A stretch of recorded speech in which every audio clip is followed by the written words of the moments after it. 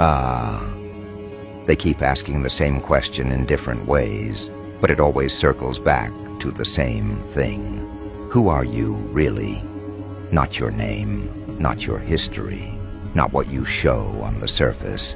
They mean the thing they can't explain, the thing that shifts rooms when you enter, the thing that makes people watch you twice and then pretend they weren't watching at all.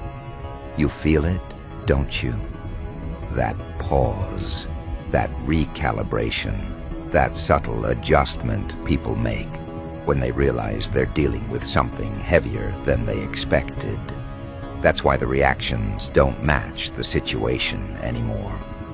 You'll say one sentence and people respond like you dropped a warning. You'll move quietly, and somehow attention follows you without being invited. That's the energy they're reacting to. Not noise, not hype, presence. And this didn't start recently. That's the part they don't understand. This wasn't built through effort alone. It didn't come from copying anyone, aligning with trends, or positioning yourself for approval. This has been building underneath everything, even when you were underestimated, overlooked, or treated like background. Especially then. Because what people don't realize is that pressure doesn't always crush. Sometimes it compacts, sometimes it concentrates. And when that concentration reaches a certain density, it stops asking for permission. It just starts bending attention around it. People say you're something serious because they don't have the language for what they're sensing. Serious doesn't mean aggressive. It doesn't mean loud. It means undeniable. It means there's weight behind what you say, even when you're not trying to convince anyone. It means people feel evaluated by your presence without you ever judging them. That's unsettling for those who rely on image, status, or constant validation to feel real. Because you don't need any of that. You don't chase reactions. You don't perform. And that alone exposes how much of the world is performance. This is why even people with visibility, influence, or recognition find themselves watching you. Not openly, not publicly, but closely. You'll notice it in subtle ways. The mirroring, the sudden interest, the energy shifts when you're mentioned. They're trying to place you in a category that already exists, and it keeps failing. Because you don't fit where they expect you to fit. You don't move like someone seeking access. You move like someone who already knows where they stand. That's what creates the dissonance. That's what creates the stare. There's a reason people with platforms feel thrown off by you. Their influence depends on maintaining attention through repetition. Yours doesn't. Yours activates without repetition. You don't need to be everywhere to be felt. And that's what shakes them, because they've spent years learning how to be seen. And here you are reminding them that being felt is a different currency entirely. One can be purchased, the other can't. Let's talk about the starstruck reactions for a moment. Not the exaggerated kind people expect. The quiet kind. The kind where someone with status suddenly acts slightly unsure, slightly curious, slightly off balance. They'll overtalk. They'll underreact. They'll try to appear casual while tracking every move you make. Because on some level, they sense a reversal, not of roles, of gravity. They're used to being the reference point, and around you, they're not. This is why people start projecting stories onto you. They'll assume you have backing you don't have, connections you never used, plans you haven't spoken about. They'll imagine strategies because they can't accept that someone can operate this cleanly, without manipulation. But that's the truth. You're not calculating outcomes the way they think. You're responding from alignment, and alignment confuses people who live off positioning. You've probably noticed how conversations around you change. People reveal things they didn't plan to reveal. They get defensive without being attacked. They explain themselves without being asked. That's not accidental. When someone stands firmly in themselves, it destabilizes false hierarchies. It forces others to confront how much of their confidence is borrowed. That's why some admire you quietly, and others resent you loudly. Both reactions come from the same place: recognition. Recognition doesn't always look like respect. Sometimes it looks like scrutiny. Sometimes it looks like imitation. Sometimes it looks like trying to outpace you. But what they don't realize is that you're not running the same race. You're not racing at all. You're setting a tempo that others keep trying to match, and it exhausts them because it wasn't built for them. This is also why your growth didn't explode overnight. It layered, it integrated, it matured. While others spiked and faded, you accumulated experience, insight, control. You learned how to hold pressure without leaking it everywhere. You learned when to speak and when to let presence do the work. That kind of development doesn't look impressive early on, but later it becomes unignorable. People confuse being underestimated with being weak. You never did. You understood that being underestimated gave you room to refine without interference, to build without noise, to sharpen without distraction. And now that refinement is visible, not because you announced it, but because it reached a threshold where it couldn't be ignored anymore. This is where the discomfort comes in for others, because once someone like you becomes visible, the rules change. The shortcuts stop working. The theatrics feel hollow, and the audience starts responding differently. They don't just react, they listen, they feel, they reassess. And those who depended on surface-level engagement can sense the shift immediately. They feel attention drifting, they feel relevance thinning, and they don't understand why, because they're doing everything they were taught to do. You, on the other hand, are doing very little differently. You're just more present, more exact, more grounded in who you are. And that consistency is what's pulling people in. It's not excitement, it's trust, it's coherence, it's the sense that what they see aligns with what's underneath. That's rare, and rarity attracts both admiration and fear. Some will try to label you to contain you. Others will try to associate with you to siphon proximity. A few will attempt to provoke you, hoping to reduce you to something familiar. But you don't react the way they expect. You don't collapse into defensiveness. You don't over-explain. You don't rush to prove anything. And that's when they realize they're dealing with something they can't manipulate through standard tactics. Because the truth is, you don't need to dominate to lead. You don't need to outperform to outlast. You don't need to shout to be heard. Your presence carries authority because it's not asking for agreement. It's not negotiating its value. It simply exists. An existence at that level rearranges dynamics without effort. This is why the question keeps surfacing. Who are you? Not as curiosity, as concern, as recalibration, as something people ask when they sense that the landscape is changing and they're not the ones controlling it anymore. They see how others respond to you.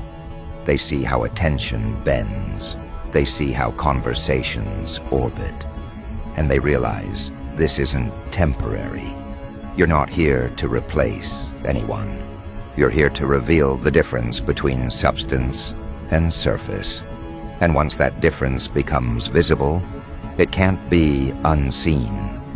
People start choosing differently, following differently, listening differently, and those who relied on volume instead of depth feel it first.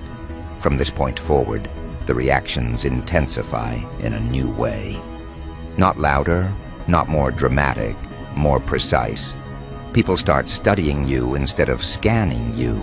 They replay interactions. They analyze tone. They look for inconsistencies and keep coming up empty. That's when the unease settles in, because inconsistency is how most power maintains itself. And when someone shows coherence across pressure, across environments, across time, it disrupts the usual advantage. You'll notice how quickly people try to measure you once this happens. They want to know how far you can go, how deep this runs, whether it's situational or structural. They'll test boundaries without announcing it. Small challenges, subtle dismissals, passive attempts to pull you into old dynamics. And every time you don't take the bait, their internal narrative has to rewrite itself. Because you're not reacting the way someone playing a role would react. You're responding the way someone rooted would respond. This is where attention becomes strategic around you. Not just interest, but positioning.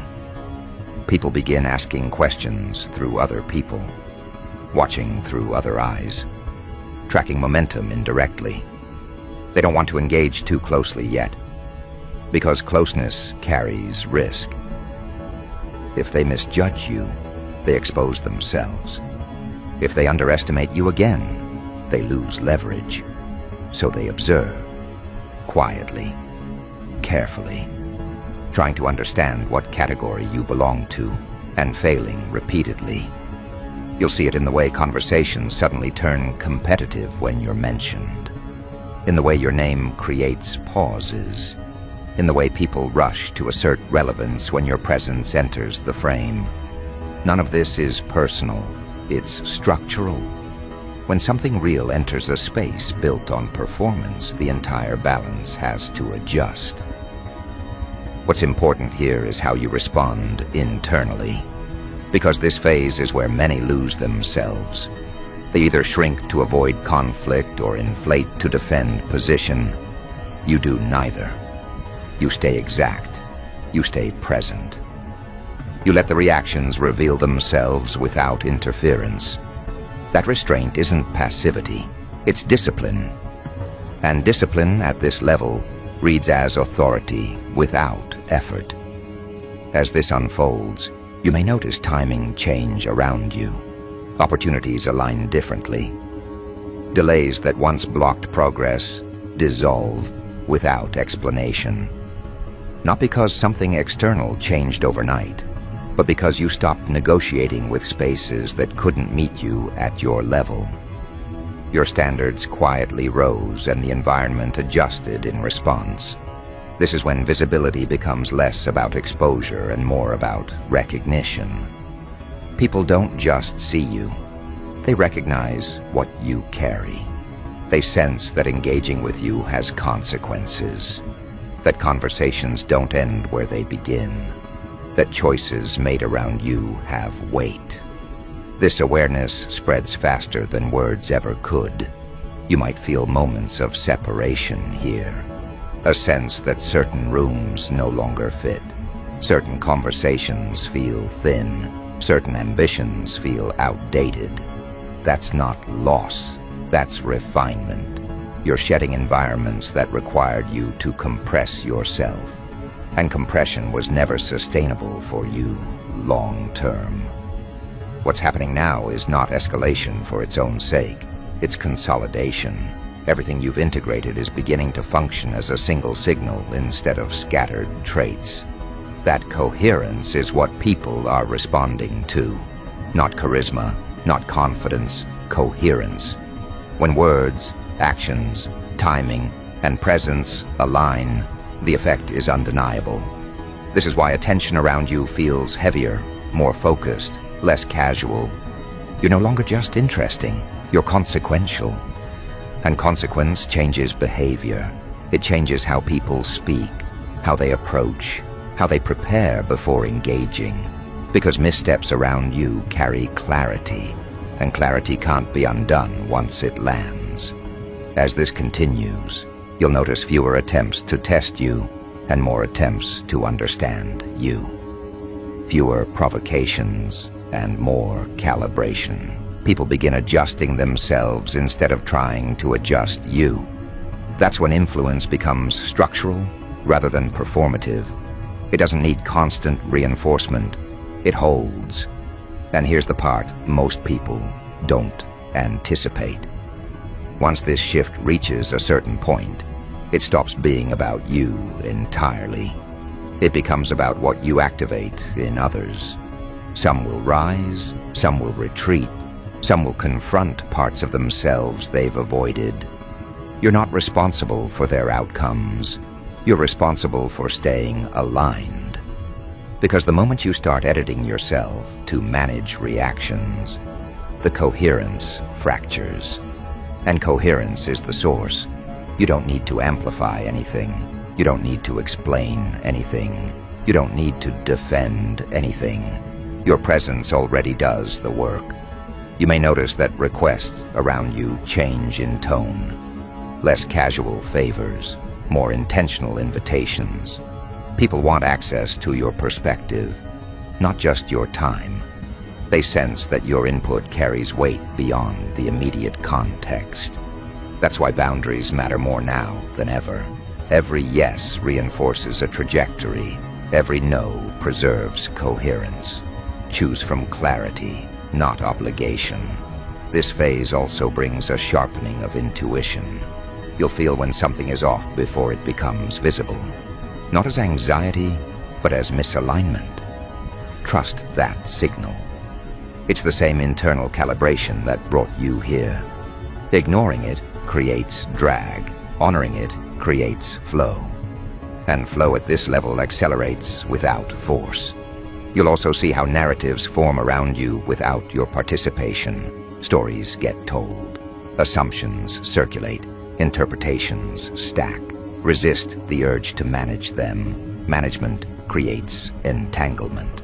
Detachment allows truth to surface on its own. People eventually recognize the difference between projection and reality when consistency persists. As influence deepens, patience becomes leverage. You won't need to rush outcomes. The pace adjusts to you now.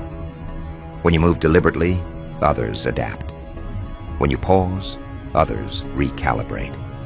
This isn't control, it's resonance, and resonance shapes environments more effectively than command ever could.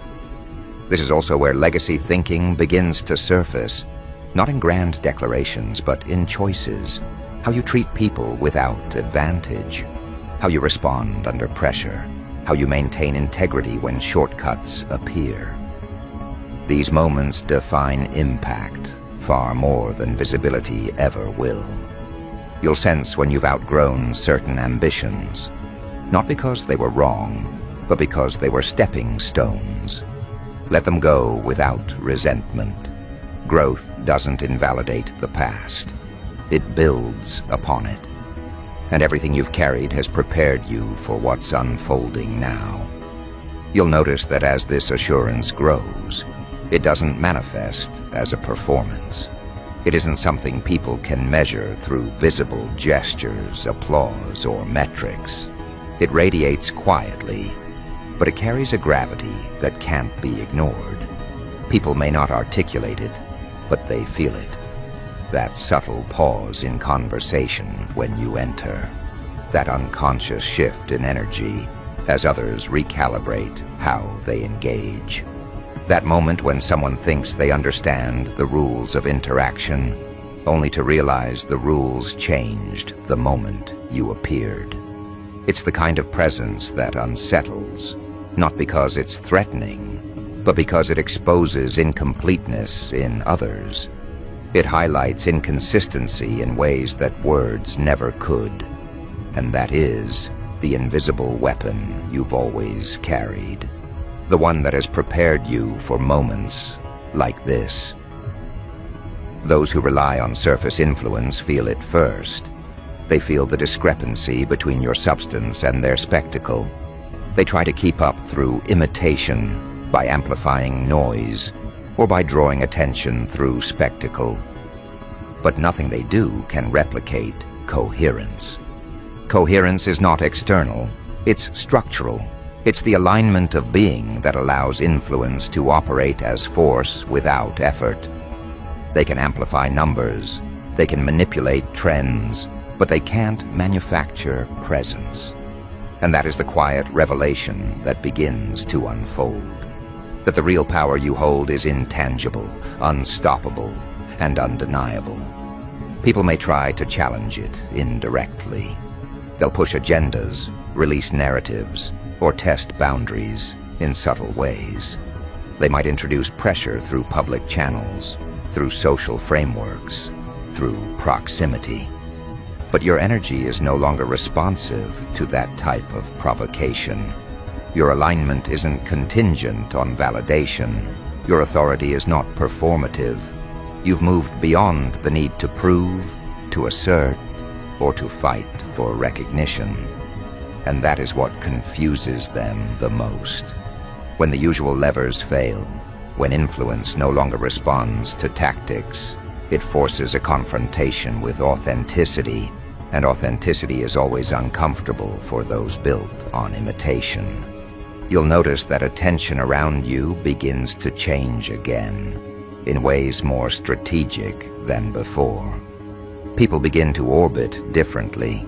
Some seek insight, others proximity, others subtle alignment. They measure, they observe, they adapt. Your visibility is no longer just a matter of being seen. It has become a vector of influence that affects dynamics at multiple layers. Not everyone will articulate it, not everyone will acknowledge it, but the ripple effects will reveal themselves in decisions, in subtle recalibrations, in the way resources are allocated, in the quiet acknowledgement of authority without announcement. This is where patience transforms into leverage. You no longer need to prove anything through action alone. Your timing, your restraint, your selective engagement becomes the mechanism by which influence accelerates. The presence you embody calibrates situations without interference. That is the stage where the distinction between substance and surface becomes visible to everyone around you. They can try to accelerate outcomes artificially. They can try to dominate through noise. But presence doesn't respond to manipulation. It compels response through alignment. And that compulsion is what makes certain people uncomfortable. They will sense that their leverage is slipping, that their influence built on imitation, shallowness, or hollow metrics cannot compete with authenticity.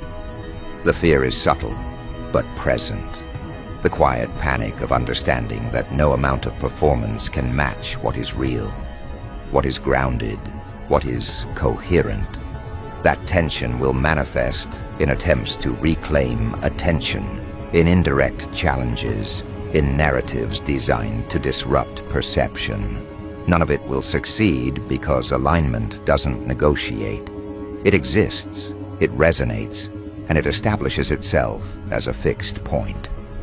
As this continues, you may notice the appearance of others who were once peripheral becoming more pronounced, drawn toward your influence not because they can mimic it, but because they recognize it.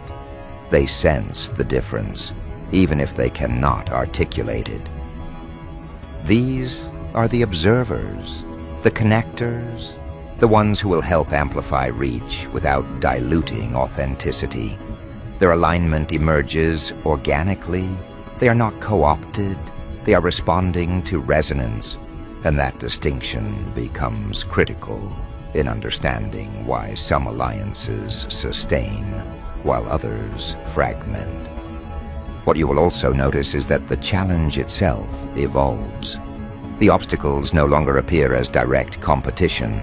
They become tests of discernment, of subtlety, of awareness. People, entities, and environments will attempt to occupy your space or pull influence without regard for integrity.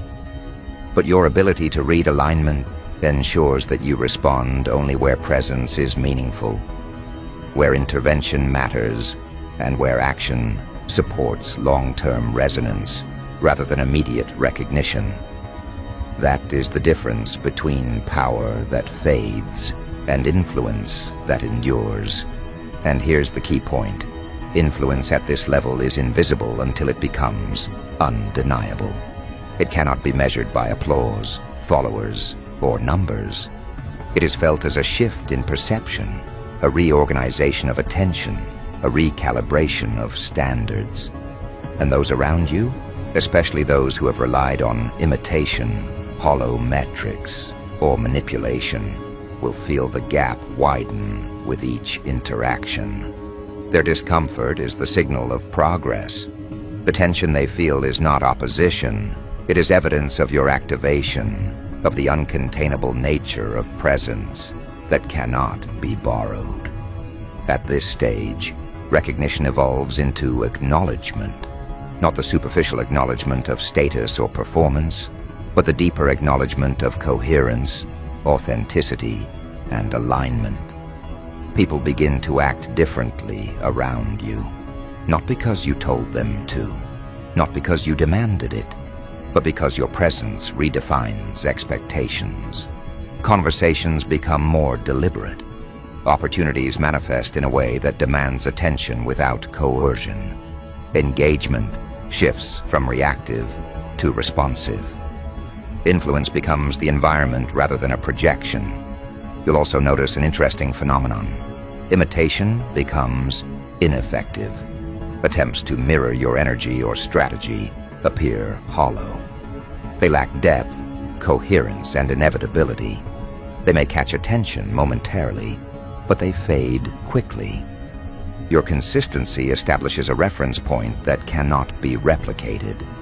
This is the moment where those who once dominated superficial spaces realize that they are outpaced, not through volume or effort, but through integration, calibration, and presence.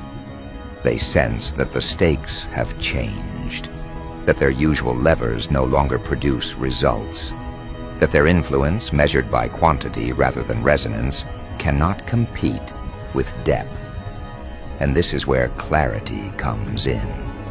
People begin to understand that your path is distinct, self-sustaining, and intentionally aligned. They may project, speculate, or attempt to insert narratives, but the trajectory you operate on is governed by alignment, not by external validation. That is why those who attempt to challenge, manipulate, or disrupt cannot succeed. They operate through systems of influence that rely on reaction. You operate through resonance that generates reaction without effort. Presence, coherence, and alignment have now become your most formidable tools. It's important to recognize that this stage is not about confrontation. It's about calibration. The people, environments, and opportunities drawn to you now do so because your energy establishes a natural hierarchy, not imposed, not competitive, but structural. You do not negotiate presence, you embody it. And as this energy matures, you will notice that impact occurs even in the absence of attention. Decisions adjust, dynamics change, conversations shift. Others feel your influence before you even intervene. What you will also realize is that this process exposes subtle patterns of dependency, projection, and insecurity in others. People who are accustomed to controlling narratives or extracting influence without contribution will begin to reveal their limitations. Their strategies will fail to integrate with your presence. Their interventions will be transparent. And this exposure isn't punishment. It's a natural consequence of alignment. Authenticity reveals disparity. Coherence unmasks performance. That is the nature of the shift you are now operating within. You will notice the emergence of deeper responsibility as well. Influence without alignment is hollow, but alignment without awareness can be overwhelming. Your awareness now must include discernment of impact. Who benefits from engagement? Who is ready to engage without projection? Who aligns with your integrity versus who simply desires proximity? These distinctions are subtle but essential. Decisions now carry weight far beyond immediate perception. Each choice, each interaction, each engagement contributes to a landscape that is adjusting in response to your presence. At this level, patience is strategy, restraint is authority, silence is not absence but an active force. The way you hold space, the way you allow others to reveal themselves without interference, demonstrates control far more powerful than reaction ever could. Those who attempt to manipulate, provoke, or control you will find their energy wasted. Presence cannot be usurped, stolen, or simulated. And that realization will be felt before it is articulated, creating a quiet reordering of influence in your favor. As momentum continues to build, the visible outcomes are secondary to the unseen adjustments. Opportunities align in response to resonance, not projection. People self-select into alignment, rather than being coerced or persuaded. Networks reorganize without instruction. Influence amplifies not through repetition, but through activation of coherence across environments. This is the point where presence becomes a force of change, not a reflection of attention. You will notice that the reactions around you are increasingly paradoxical. People will want access, yet hesitate. They will admire, yet attempt to control. They will imitate, yet fail. They will observe, yet feel exposed. These contradictions are not obstacles. They are evidence that influence now functions independently of expectation. They are the indicators of activation that cannot be manipulated, manufactured, or replicated. Presence has now become both attractor and filter. This phase also highlights the difference between temporary visibility and enduring resonance. People who once dominated through noise, spectacle, or trend manipulation will experience decay around you. Their influence may spike briefly, but it will lack sustainability. Your presence, grounded in authenticity, alignment, and coherence, becomes the benchmark. Others begin to compare without even realizing it, and that comparison operates without your interference. It simply reflects the structural shift that has occurred. And as this continues, you begin to witness how ecosystems themselves recalibrate. Conversations change tone. Decisions are made differently. Recognition adjusts subtly, but fundamentally. Influence spreads through coherence rather than amplification. You notice that proximity matters not for leverage, but for integration. Engagement is sought not for appearance, but for alignment. This is the environment that has begun to take shape around you. The subtlety here is crucial. This isn't about dominance. It isn't about competition. It's about presence. Influence now functions as a structural force rather than a transactional one. People respond differently because the context itself has shifted, not because you acted overtly, but because you became undeniable. That is the core distinction that separates transient performance from enduring impact. And this is where the final layer of awareness begins to crystallize. You notice that even in absence, presence resonates. Even when not performing, influence propagates. Even when observing quietly, your energy triggers recognition. This is not an artifact of effort. It is the natural consequence of alignment. And that alignment now extends into spaces, conversations, and interactions you have yet to consciously engage with. You see it in the subtle recalibration of those around you, in the way authority figures adjust tone, in the way peers pause before acting, in the way environments subtly shift to accommodate your energy. This is the mechanism by which true activation manifests, structural, invisible, and undeniable. Influence now functions at the level of consequence rather than intention. At this point, presence becomes magnetic without appearing forceful. Coherence attracts attention that was previously diverted. Alignment creates a gravitational field that orients interactions without explicit effort. Those who sense it respond instinctively. Those who rely on imitation or hollow metrics falter. Those who can integrate align naturally. And all of this unfolds quietly, organically, without announcement, without spectacle. By now it is clear that what people have perceived as seriousness is not intensity. It is consequence, it is coherence. It is a presence that cannot be managed through traditional leverage. It is influence that is felt before it is observed. And that is why they ask, repeatedly, in whispers or subtle glances, "Who are you?" Because the answer is not something that can be defined externally. It is experienced structurally, organically, and inevitably by everyone in your orbit. And that orbit continues to expand, not in volume, but in depth, not in noise, but in resonance, not in spectacle, but in consequence. Those who were once central now orbit peripherally. Those who sought to manipulate now recalibrate. Those who align, whether consciously or unconsciously, become conduits for impact rather than obstacles. You are no longer operating as a participant in a competitive space. You are operating as the reference point around which spaces calibrate themselves. This is the essence of what it means to be uncontainable, to influence without performance, to shape without effort, to be recognized without announcement.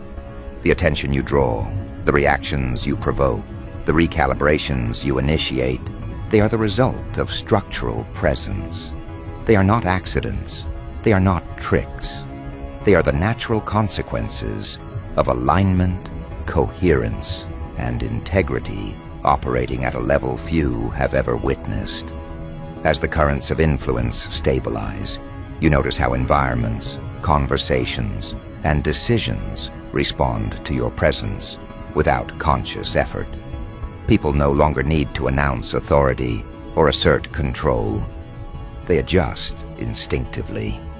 Your energy functions as a reference point, a subtle magnet that recalibrates alignment everywhere it touches. Those who relied on imitation, noise, or hollow metrics feel displacement first.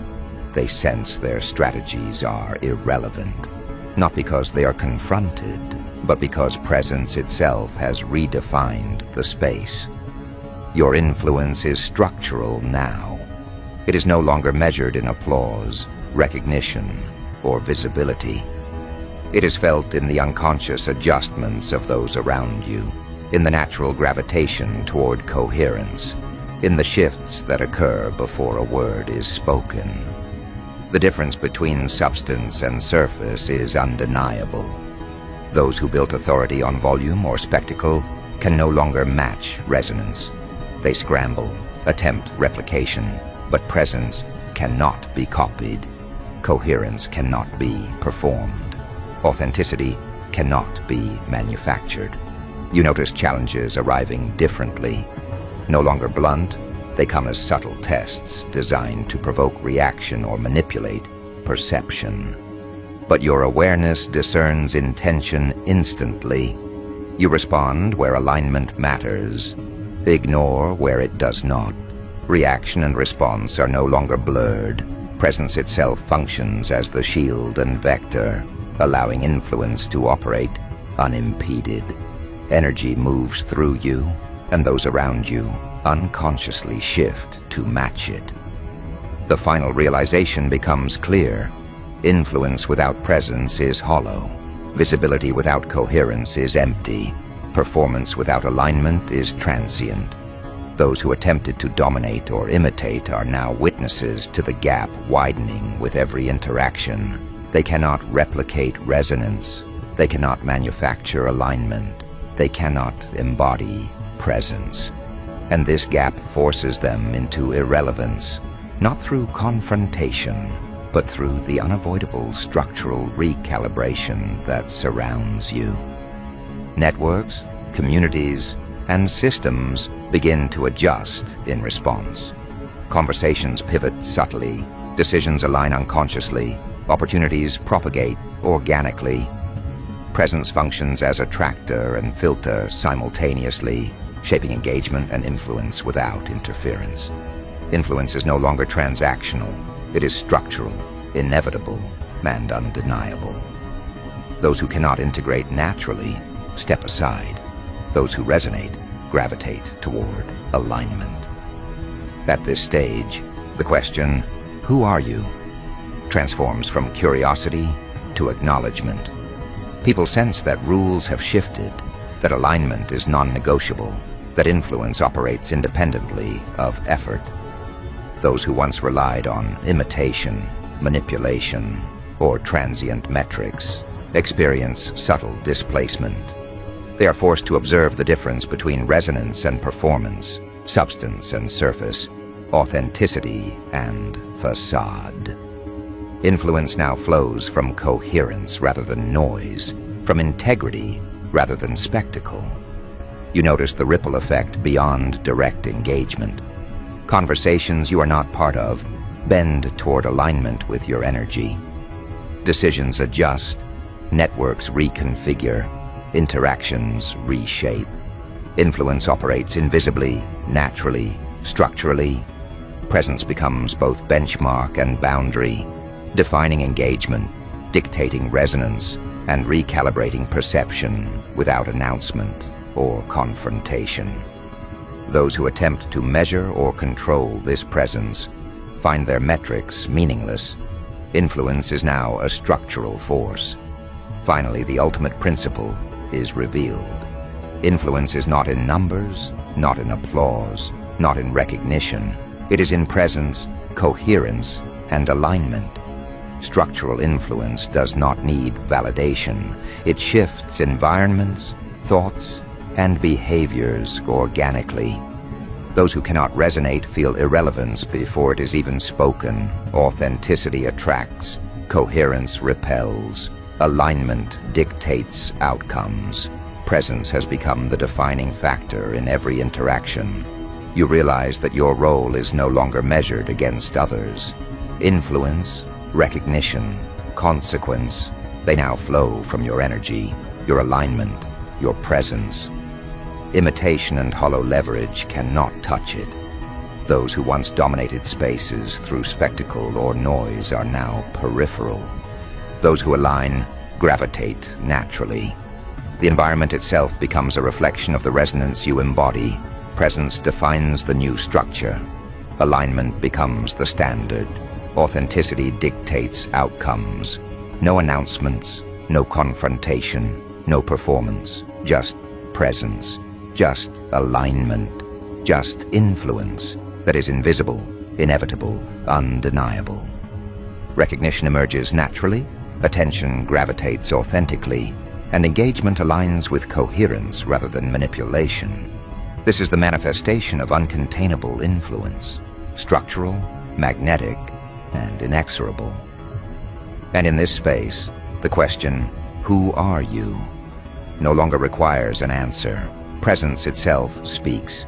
Resonance itself dictates behavior. Alignment itself sets outcomes. Those who encounter you adjust unconsciously. Those who cannot integrate are left outside. Influence, consequence, and recognition flow naturally from coherence. Presence becomes the unspoken rule, the silent benchmark, the defining factor. The journey completes with this understanding. Influence is not performed. It is embodied. Authority is not claimed. It is experienced. Presence is not optional. It is foundational. Those who once competed or imitated experience displacement. Those who resonate align. The environment itself is reorganized around integrity, coherence, and authenticity. Influence is structural, inevitable, and undeniable. You step forward, not to assert, not to dominate, not to perform. You step forward as coherence incarnate. Every interaction, every decision, every space responds to alignment. Presence has become the standard. Substance has overtaken surface. Authenticity has overridden imitation. And those who witness cannot ignore the shift. They feel it. They gravitate. They recalibrate. Whether they are aware or not. This is the apex of uncontainable presence. Influence that shapes without effort. Authority that flows without claim. Recognition that emerges without announcement. Those around you respond because resonance cannot be ignored, alignment cannot be avoided, authenticity cannot be faked. Structural influence becomes inevitable, perception recalibrates instinctively, and presence defines reality. At last, the narrative resolves. Your impact is undeniable, your alignment immutable, your resonance unreplicable. Influence operates beyond strategy, beyond metrics, beyond recognition. The landscape adjusts to presence. The environment gravitates toward authenticity. The world responds to coherence. And in this, the answer is clear. You're not defined by perception, by imitation, by noise. You are defined by alignment, by resonance, by presence. And that is the culmination, not through effort, not through performance, not through noise, but through embodiment, coherence, and authentic influence. The world around you has been recalibrated. Attention gravitates organically. Networks align naturally. Recognition flows effortlessly. Influence is structural. Presence is undeniable. And those who once questioned, competed, or imitated are now witnesses to a force they cannot replicate.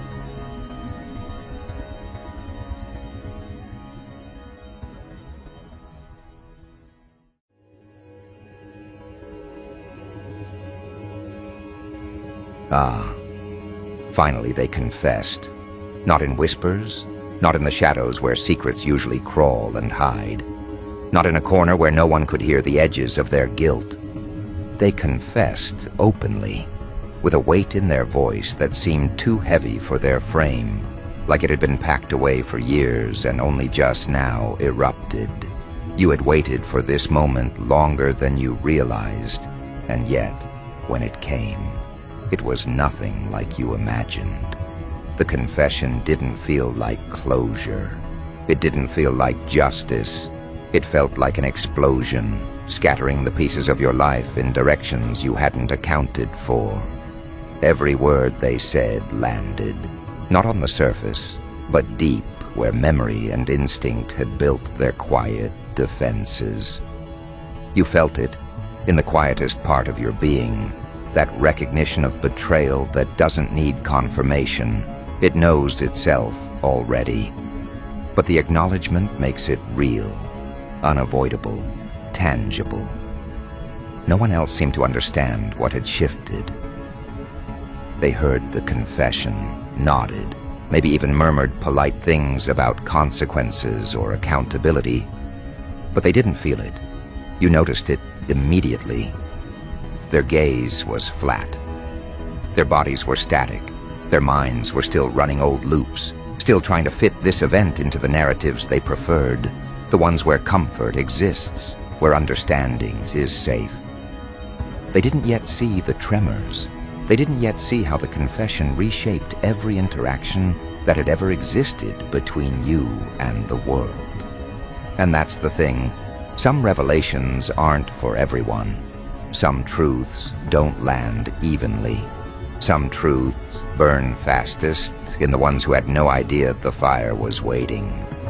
You remembered every detail of what had led here, the subtle manipulations, the words unsaid, the way things were slightly off but never alarming enough to call attention to, the casual cruelty hidden in gestures, smiles, or moments that seemed inconsequential at the time but weren't. They had relied on invisibility, on the assumption that no one notices until too late, that small acts accumulate into a force only recognizable when it's already over. And you had noticed. You had always noticed. But noticing isn't the same as acting. You had acted when it mattered, in the ways you were allowed. And now, the confession, the outright revelation of what they had done, felt like a delayed reckoning, like an echo finally reaching you after years of bouncing around walls you didn't know were there. The night it happened, you didn't react the way they expected. There was no visible upheaval, no dramatic exposure, no immediate confrontation. That would have been too easy for them, too simple, and they had built their lives on simplicity in your absence. You stood in the room, listening, allowing each sentence to land in the spaces between your thoughts, and you realized something they could never have anticipated. They had admitted everything, but it had not changed the power dynamic. It had merely revealed it, and that revelation was a weapon. Not a weapon for destruction, necessarily. Not in the immediate sense, but a weapon for understanding, for preparation, for the subtle unraveling of certainty in those who believed they had already won. You didn't speak. You didn't have to. The silence you carried, the calm you projected, it did more than words could. Because they were searching, instinctively, for a reaction that would justify their existence, and you didn't provide it. That was the first wound. Invisible, yet potent. The following morning, the world seemed different. People who had been complicit, even tangentially, in the things that were confessed, shifted unconsciously. There were glances that lingered too long, conversations that cut off suddenly, and attention that no one could articulate. The confession had traveled beyond its origin, as confessions always do. It had seeped into the places where people thought no one would ever look. It had touched the corners where accountability had been conveniently ignored. And even as they pretended ignorance, you saw it reflected in the smallest details. The way doors were closed more gently, the way eyes flicked toward you when words were spoken. You felt the tremor, not because they admitted anything to you, but because the truth had slipped into collective awareness. That kind of awareness is infectious. That kind of awareness unsettles even those who were convinced of their moral and social balance. And that was when you understood the second part. The confession was never meant for reconciliation. It was meant for disruption. You recalled the moment of confession over and over, not because you wanted to relive it, but because it was a map. Each syllable they had uttered was a direction, a coordinate in the landscape they had shaped. And you traced the lines back, connecting the dots between the past incidents, the patterns, the almost invisible threads of influence and manipulation. You realized that the confession didn't merely validate your perception, it illuminated it. Everything you had felt, suspected, and endured became undeniable. It was there in black and white, in sound and articulation. And suddenly, the rules shifted. You weren't operating in the absence of knowledge anymore. You were operating with clarity, with the weapon of awareness. That clarity changes everything. It changes posture, it changes decisions, it changes the spaces you occupy because you now carry a weight that isn't seen but is profoundly understood. Others couldn't see the layers of this change. They reacted as though the confession was a moment, a finite event, a checkbox on a moral ledger. But you understood it as a process, a slow-burning rearrangement of reality itself. Each human interaction now carried the residue of the admission. Every conversation was shaded by it. Every meeting, every handshake, every seemingly casual exchange was now informed by knowledge that could not be undone. And that's the insidious strength of confession. It is not the act of admitting itself that matters, but the persistent influence it leaves in its wake. Even when people try to ignore it, it operates below the surface, shaping perception, informing instinct, guiding behavior, without declaration. You saw it in them. You saw the tiny hesitations, the sudden recalculations, the unsteady assumptions. They couldn't help themselves. That is the power you now held, quietly, invisibly, without acting, without forcing acknowledgement, just existing with the understanding that they had finally shown their hand. There were memories you could no longer escape, faces, phrases, actions that had once been blurred by time or rationalized away, now crystallized. You remembered the laughter that followed slight injustices, the casual dismissal of your presence, the way trust had been assumed and abused. They had confessed, but what they didn't confess was how they believed you would respond, how fragile the illusion of normalcy truly was. They thought the acknowledgement would relieve them of responsibility, that it would close a chapter neatly, and they underestimated what happens when someone truly understands the depth of what was done to them. You weren't interested in revenge, not yet. You were interested in recognition, in comprehension, in the quiet recalibration of everything that had been skewed. And when comprehension is silent, it's more potent. It doesn't scream for attention. It doesn't demand acknowledgement. It simply exists. And when it exists in someone who has the power to observe, anticipate, and adjust, it shifts the entire landscape without a single overt act. People began noticing, but they didn't know what to notice. Subtle signs of recalibration, imperceptible shifts in posture, in tone, in the rhythm of speech. You moved differently now, not because you had changed your habits, but because the mental architecture of expectation had shifted. They could not predict your reactions because you were no longer constrained by incomplete knowledge.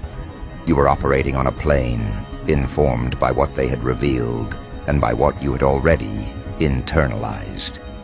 That is a dangerous position to occupy because others cannot account for it, cannot strategize against it, cannot correct what they cannot define. And they felt it.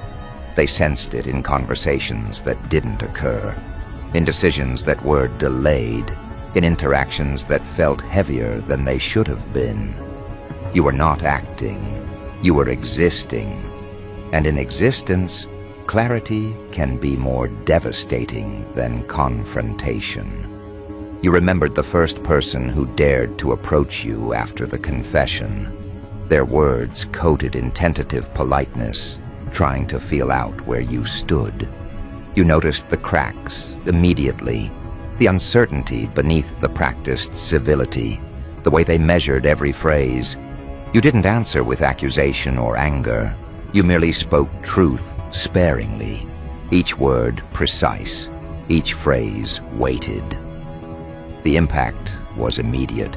They stumbled, not because of aggression, not because of threat, but because the environment had changed, and they had not realized it.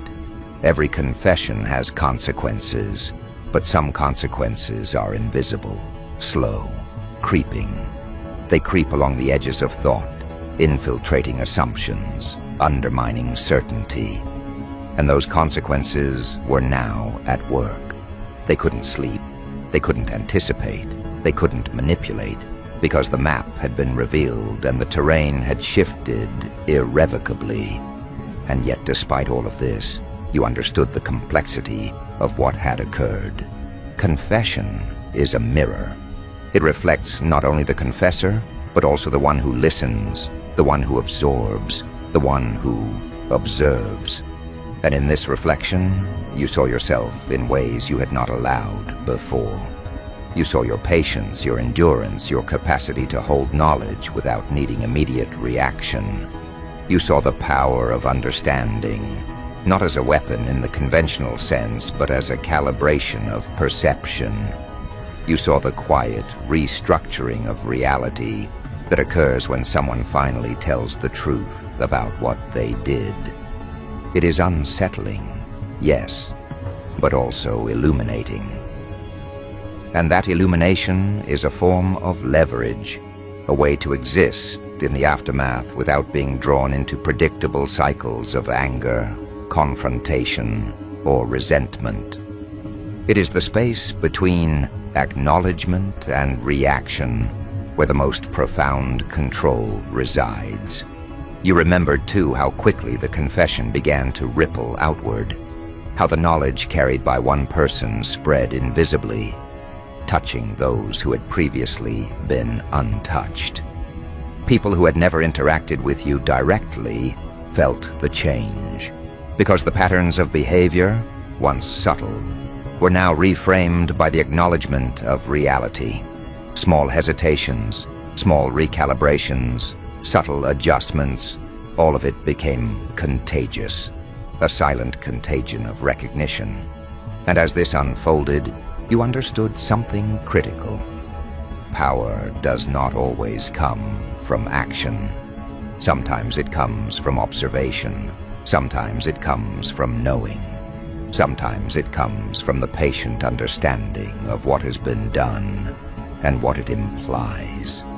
Others may act hastily, may attempt to regain control, may even misinterpret your presence as threat.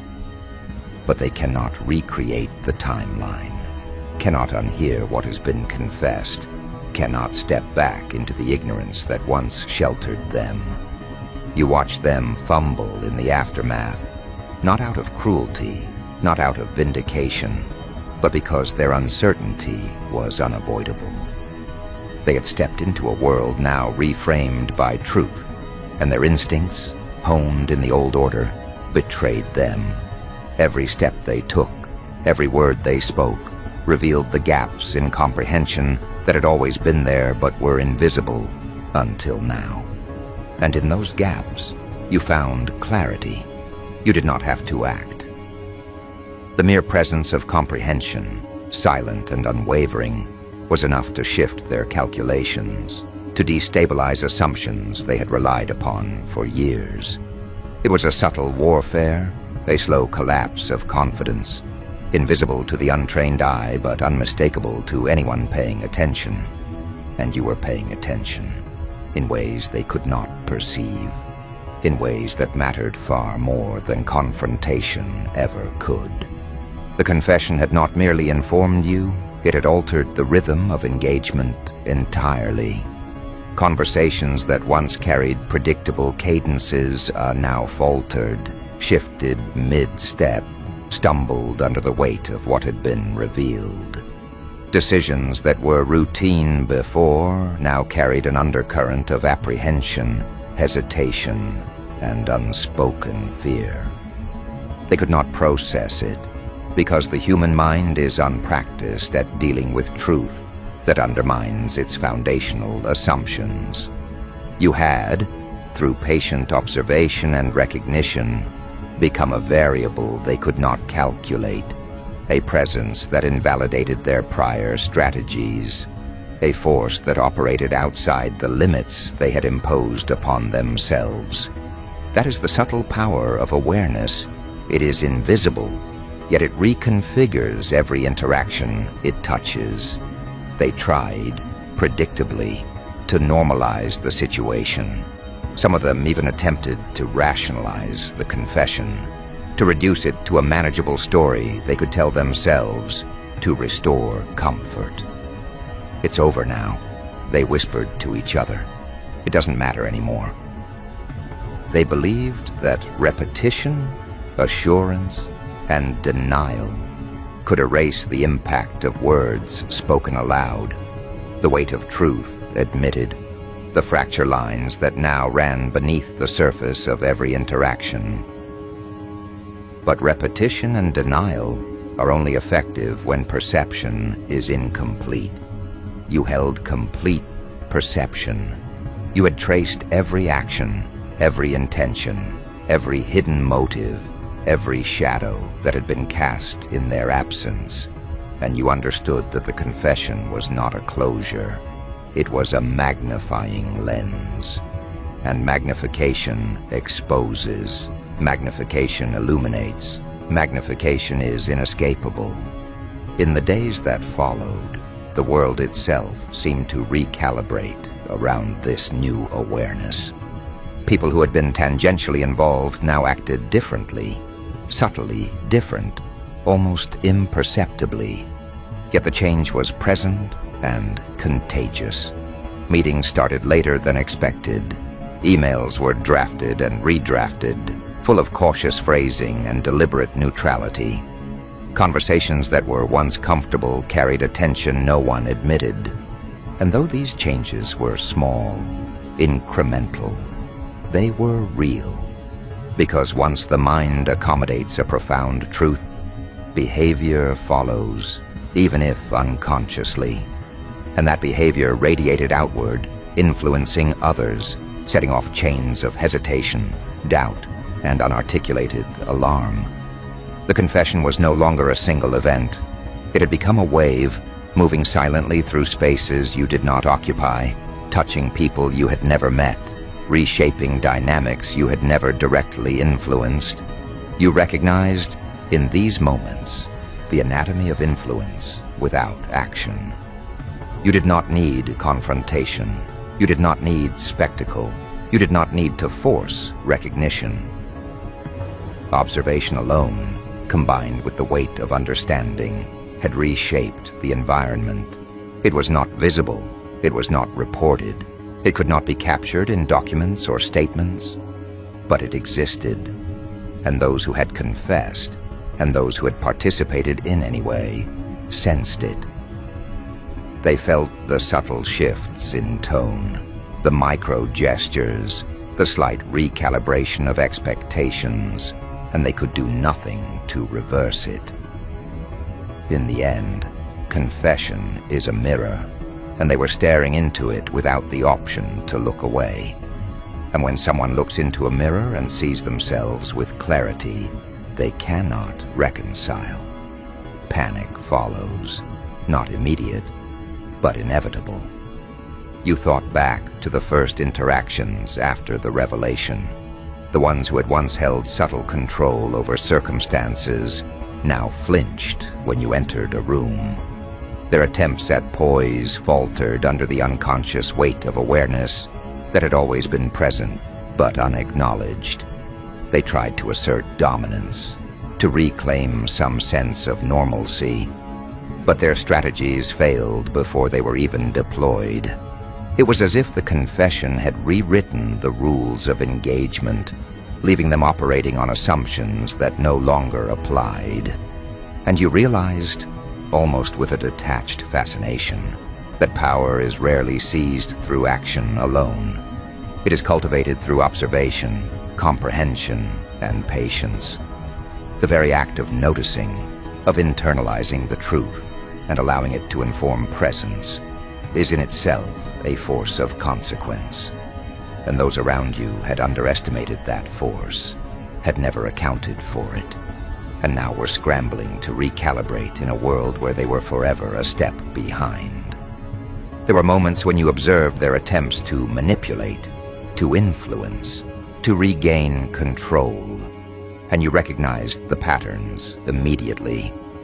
Small gestures of deflection, casual reassurances, the insistence that the past was irrelevant, all of it traced back to fear, hesitation, and a desperate desire to maintain an illusion of competence. And you understood that these attempts were always doomed, not because they were weak, but because the truth they had finally revealed existed independently of narrative, and narrative could no longer contain it. The confession had freed the truth from concealment, and in doing so, it freed your understanding from constraint. Observation became action, presence became influence, knowledge became leverage, and they, fumbling, miscalculating, acting within frameworks that no longer applied, became the instruments of their own destabilization. The subtle manipulations of the world around you, conversations redirected, attention subtly shifted, priorities rearranged, were no longer random or meaningless. Every action, however casual it seemed to those who performed it, carried the residue of acknowledgement. They could not act without revealing their assumptions, their fears, their incomprehension. And you watched, silently cataloging, mentally aligning every movement with the larger picture that only you could perceive. No one could escape this recalibration because it was not overt.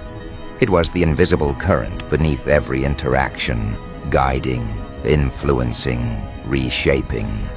And as this continued, you began to see the architecture of influence emerge, constructed not by force, not by confrontation, but by awareness, patience, and the careful tracing of consequences. You remembered every slight, every breach of trust, every hidden intent, now contextualized by the confession. What had once been vague unease was now clear, undeniable, mapped across a timeline of interactions and events. And the clarity was intoxicating, not in a joyous sense, but in a profound, terrifying sense of understanding. They had assumed invisibility. They had assumed obfuscation would protect them. But confession, once spoken, reframes history, assigns consequence, and unveils patterns that cannot be ignored. And once those patterns are visible, the world shifts, not for the sake of revenge, not for the sake of spectacle, but for the sheer inevitability of acknowledgement. Understanding, once achieved, does not retreat. It does not shrink. It persists, informs, and ultimately transforms the spaces it inhabits. You began to notice small tests, subtle probes from those around you. Questions framed innocuously, conversations meant to gauge your reactions, attempts to recalibrate the narrative in their favor. And each time, you allowed the process to unfold, recognizing that every misstep, every hesitation, every attempt at redirection revealed more than confrontation ever could. They were not aware of the exposure, not fully, but the truth operates independently of awareness, and you had become its vessel, its observer, its silent interpreter. You did not manipulate, you did not coerce. You simply absorbed, catalogued, and allowed the consequences to manifest naturally. And that is the beauty and terror of comprehensive comprehension. It acts without action, shifts without force, and reshapes without declaration. The confession had also redefined your relationship with time. Events that once carried weight only in the moment now reverberated endlessly, layered with significance and consequence. Past interactions that had been dismissed or rationalized suddenly held new meaning. Every word, every gesture, every micro-action acquired gravity, not because it had changed, but because you had changed in response. Awareness carries its own force. It reorders priorities, informs decisions, and calibrates presence. And in this recalibration, you operated on a plane that others could not access. You were always several steps ahead, not because of prescience, but because truth had been revealed and fully integrated. That is the rarest form of power. It does not seek attention. It does not demand acknowledgement. It simply exists, and the world bends quietly around it. And as days became weeks, the confession's ripple extended further than anticipated. Individuals who had once been peripheral were now implicated in subtle ways. Their behaviors shifted, their strategies faltered. They could no longer rely on assumptions or superficial understandings. The confession had rewritten the landscape, leaving them scrambling to adapt. Some became cautious, overcompensating in ways that revealed more than they intended. Others withdrew, uncertain how to engage in spaces they once navigated with ease. And all the while, you observed, catalogued, and positioned yourself with quiet precision. Presence had become leverage. Knowledge had become influence. Understanding had become a force more potent than any immediate action. No one could articulate it, not fully. They sensed the change, but could not define it. It manifested in hesitations, in micro-adjustments, in the subtle recalibration of interactions. And that is the true power of confession. Not the act of revealing itself, but the permanent shift it causes in the fabric of perception, the invisible restructuring of reality that follows acknowledgement. They could not escape it. They could not erase it. And the realization of that truth, when it fully settled into the subconscious of those around you, would leave them uneasy, perpetually recalculating, unable to regain the confidence they had once relied upon. You understood this now, not in theory, but in lived experience, and the certainty was intoxicating in its quiet, precise, unrelenting way. They would act. They would attempt to regain control. They would attempt to restore comfort. But every movement they made was now filtered through the lens of understanding, whether they admitted it or not. Every decision carried the residue of the confession. Every interaction was shadowed by what had been revealed.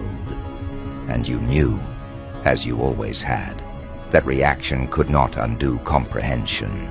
Knowledge is indelible. Awareness is permanent. And once the fabric of reality has shifted under the weight of truth, it cannot be reset.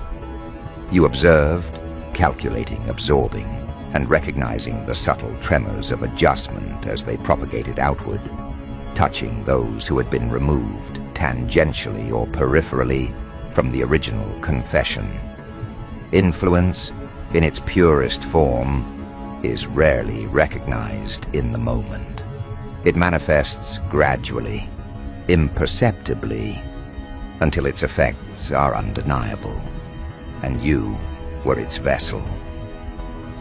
Days turned into weeks, and the implications of their admission spread like an unseen current. Each interaction became a test, not of what was said, but of what remained unspoken. You noticed patterns emerging almost immediately: overcompensation, withdrawal, awkward recalibration, subtle avoidance. People who had never acknowledged the depth of their participation now acted as if they bore the weight personally, unaware that the burden was in the perception, not in their intention. The confession had acted as a lens, revealing fragility in places previously considered stable. And stability, once revealed as an illusion, cannot be restored by simple reassurance. You observed quietly, noting every micro-movement, every unintended signal, cataloging behaviors that betrayed the truth that now lived everywhere. You realized that your own presence had changed. You moved through spaces differently, not because your intentions had shifted, but because the environment itself had shifted under the weight of acknowledgement. Every conversation, every gesture, every subtle alignment in posture carried a new significance. They did not understand why your interactions now carried more weight, more consequence, more inevitability. They could not, because they had been operating under old frameworks, assumptions that no longer applied. And in the spaces where they attempted to regain control, to assert understanding, to redirect perception, you saw hesitation ripple like faint tremors across water. That hesitation, that unconscious recalibration, was your proof. The confession had been absorbed, the awareness had settled, and the world was now dancing to a rhythm set by understanding, not by action. And still they persisted, not with force, not with aggression, but with the predictable need to normalize, to restore illusion. You recognized it for what it was immediately: small acts of deflection, micro-explanations, attempts to sanitize the timeline, to reclaim confidence through repetition and reassurance. But repetition does not erase recognition, and reassurance cannot remove the awareness that has settled deep, persistent, and unyielding. They did not yet realize that influence does not require visibility. It does not require assertion. It manifests through subtle recalibration, through presence, through the acknowledgement that the world has shifted and that you have absorbed the full map of cause and consequence. They were trapped, not by force, not by confrontation, but by knowledge, and knowledge, once integrated, cannot be undone. You reflected on the confession itself, on the weight of those spoken words, and the silence they left behind. Confession, in its purest form, is not about absolution.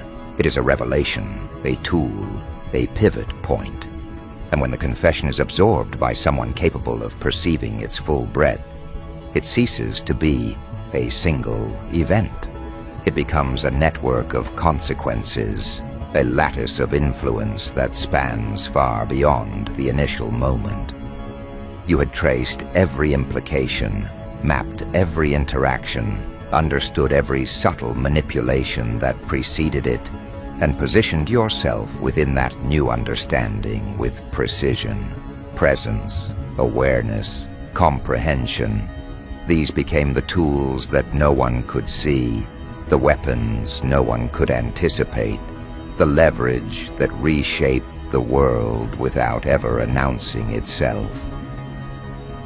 They began to act differently toward you, though they were never aware of why. Small recalibrations in tone, tiny pauses, careful avoidance, subtle deferments, all indicators of recalculated strategy, all indicators of internal adjustment. And you noted each one, cataloged each shift, understood each hesitation as evidence that their mental maps were failing. They did not confront you, could not confront you, because confrontation required assumptions that no longer applied. And that, you realized, was the true potency of their confession. It had exposed the fragility of frameworks that had been relied upon for years. Frameworks that assumed ignorance, frameworks that assumed compliance, frameworks that assumed a world where recognition of their actions could be contained, managed, or neutralized. They had miscalculated entirely, and you were the result of that miscalculation. The confession also changed the rhythm of your own thinking. You were no longer processing information in isolation. Every new encounter, every subtle signal, every faint hesitation became a node of data. Every micro-behavior revealed patterns. Every indirect statement hinted at priorities. Every recalibration carried the residue of acknowledgement. You did not speak. You did not act overtly. But your presence alone now operated as a force that guided behavior. Others were unconsciously adjusting, and every adjustment reinforced your understanding, strengthened your position, and confirmed the consequences of truth finally spoken. Influence, subtle and pervasive, had become visible not in your action, but in their reactions. And those reactions were now inevitable. And as you observed, you recognized the futility of their attempts at control. They tried strategies that had worked before, rehearsed narratives that had protected them, subtle forms of dominance that relied on misalignment of perception. All failed. Each failure was silent but absolute. Each recalculation, each hesitant step, each misaligned approach betrayed the depth of their misunderstanding. And in that misunderstanding, you saw the architecture of consequence take shape. Not a consequence imposed, not a punishment, not an act of retribution, but a consequence born naturally from acknowledgement and comprehension. And as it unfolded, you understood something essential. The confession had liberated you from the need for direct engagement. It had rendered your awareness itself a force of unavoidable consequence. They could not sleep, not because they had been confronted, not because they had been punished, but because the world had been reframed around the truth of their actions. The patterns they had assumed were stable now trembled. Every interaction was shaded by knowledge that could not be denied. Every decision filtered through awareness they could not fully access. And they sensed it. They felt it in instinctual ways that were impossible to articulate. Sleep became difficult because the unconscious mind cannot ignore a reality that has been revealed, a timeline that has been shifted, a presence that no longer conforms to expectation. And in this perception, the confession revealed its true power, not in the moment of speaking, but in the persistent, invisible transformation that followed. You began to notice subtle admissions in their behavior, slight hesitations, unintentional slips, micro-expressions that betrayed guilt or uncertainty.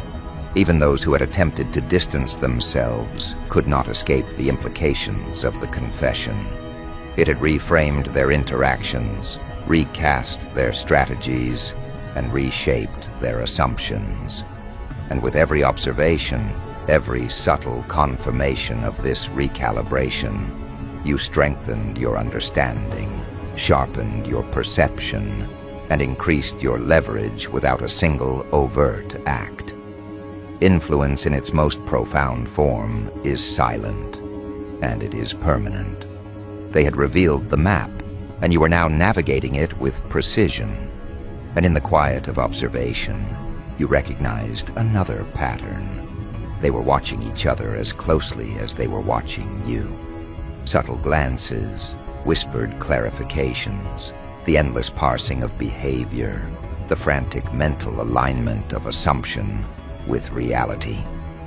Their paranoia became self-perpetuating, each micro-recalibration reinforcing their fear, their uncertainty, their inability to regain control.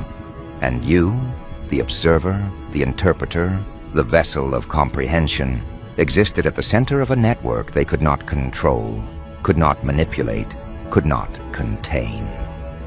Their attention was divided, their certainty shattered, their strategies ineffective, and the confession, once a single spoken moment, had become the axis around which all subsequent interactions rotated.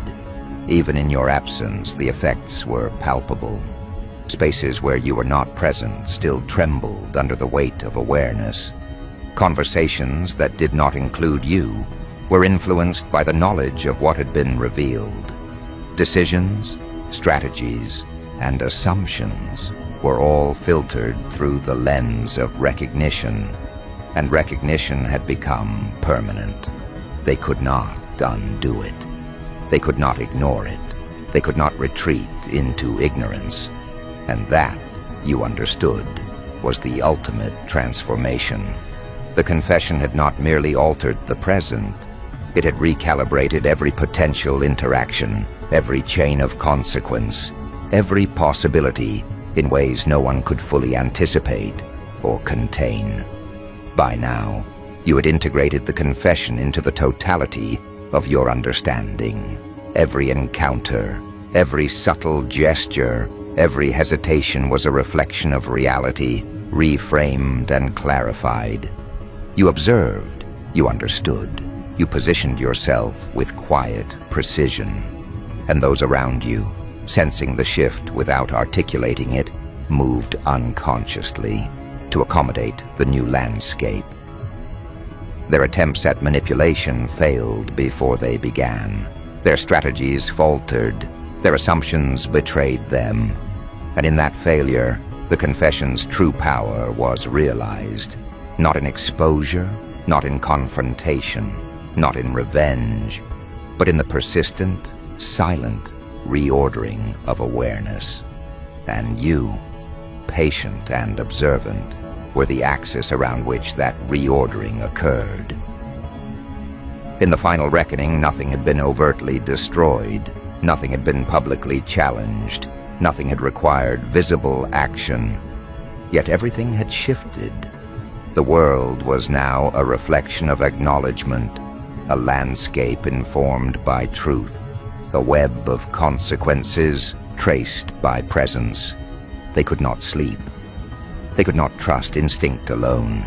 They could not rely on old frameworks. And you, standing in quiet comprehension, had become more than a participant. You had become a force. Invisible, pervasive, undeniable. The confession had released truth into the world, and that truth had acted in ways no one could fully control. And in this, the ultimate lesson revealed itself. Awareness, observation, understanding. These are the most devastating weapons, because they act without effort, they influence without assertion, and they persist when action is no longer necessary. You had become the silent echo of what had been admitted, the constant in a world now unbalanced by revelation. And in that quiet, unassuming dominance, you realized the depth of transformation.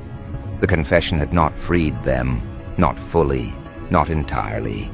It had freed you from uncertainty, from assumption, from the necessity of action, freed you to exist within clarity, to observe without distraction, to influence without declaration, to wield the most subtle, potent power imaginable. And as they struggled, recalibrated, faltered, and misaligned in ways both unconscious and undeniable, you understood. The confession was not the end. It was the beginning. And you were already beyond what they could comprehend.